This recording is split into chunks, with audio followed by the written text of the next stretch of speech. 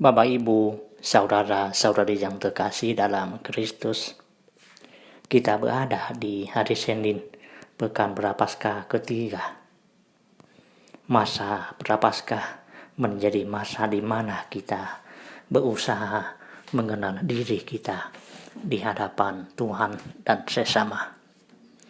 Ternyata ketika memeriksa batin dan berusaha untuk mengenal diri, kita boleh jujur kepada Tuhan sebagai orang najis, laksana kain kotor, laju seperti daun yang dilenyapkan angin. Kerapuhan itu kita tunjukkan dengan penuh kesadaran, menolak kasih dan kemurahan Tuhan. Ada keraguan hingga kehampaan di hadapan Tuhan yang selalu menghiasi hidup kita. Tuhan Yesus dalam bacaan Injil hari ini memberikan pengalaman penolakannya di Nazaret, kampungnya. Penginjil Santo Lukas menceritakan bahwa Tuhan Yesus datang ke Nazaret. Ketika itu ia berkata, sesungguhnya tidak ada nabi yang dihargai di tempat asalnya. Kisah penolakan Yesus di Nazaret adalah kisah hidup kita, Bapak, Ibu, saudara-saudari yang terkasih. Dalam pekan ketiga Prapaskah ini, fokus perhatian kita adalah pada sakramen pembaptisan. Kita semua mengikuti Yesus dari dekat karena telah menerima sakramen pembaptisan.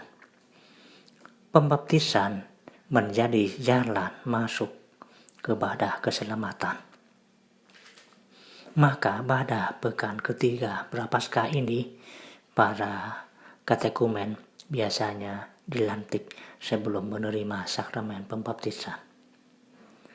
Ketika kita dibaptis, kita dikuduskan dan siap mengikuti Yesus dari dekat. Namun, kita terlena dalam kasih Tuhan hingga lupa pada kasih Tuhan itu sendiri. Kita mungkin berpikir bahwa karena sakramen pembaptisan kita telah memiliki status quo untuk keselamatan. Padahal mungkin sikap hidup kita jauh dari harapan untuk menjadi pengikut Yesus Kristus yang sejati. Kita juga menolak Yesus berkali-kali dalam hidup. Kita bahkan melebihi Petrus yang menyangkal Yesus berkali-kali.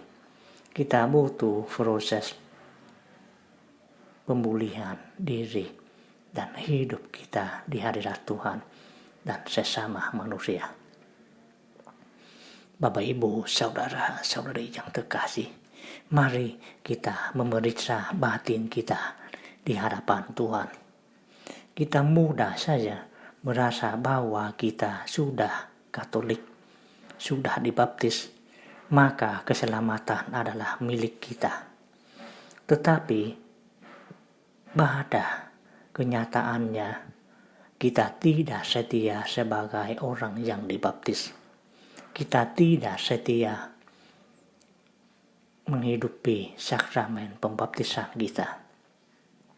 Kita selalu berdiri, kita selalu diberi kesempatan untuk membaharui janji baptis. Namun dampaknya sangatlah kecil.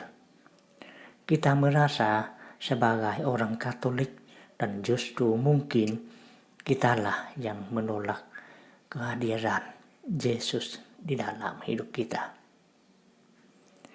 Kita malu untuk bersaksi tentang Tuhan Yesus. Itu kelemahan kita yang besar sebagai orang yang dibaptis, sebagai orang Katolik. Terima kasih ya Tuhan, atas kerahiman-Mu. Semoga Tuhan memberkati kita semua. Amin.